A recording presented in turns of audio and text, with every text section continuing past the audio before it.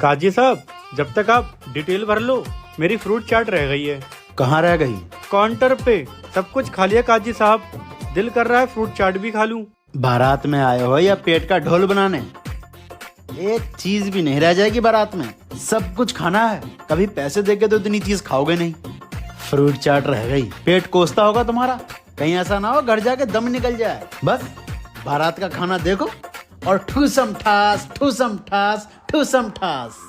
बैठ रहो, निकाह होने वाला, आप कहीं मत जाओ। जनाब, अगर आपकी इजाजत हो तो निकाह पढ़ाना शुरू करें। काजी साहब, बस हमारे चचा आने वाले हैं। आ गया।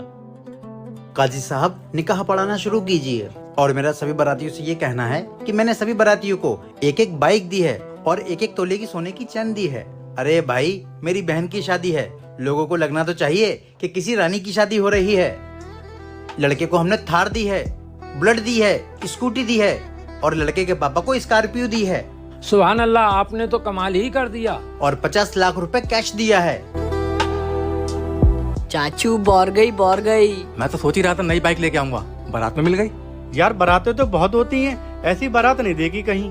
दूल्हा को तो मिल ही रही है बाइक, बारातियों को भी मिल गई। उम्मीद है खाने में किसी चीज की कमी महसूस नहीं हुई होगी आप लोगों को। A to Z इंतजाम रखा है, A to Z। अरे एजाज मियाँ, पूरे शहर में आपके ही चर्चे हो रहे हैं, ट्रेंडिंग में है ये शादी। क्या हुआ चाचा, क्यों खुशी में गम दे रहे हो? क्या हुआ चचा मियाँ? आपकी भतीजी की शादी है, खुशी का मौसम है और आपकी आंखों से ये आंसुओं की बारिश क्यों हो रही है?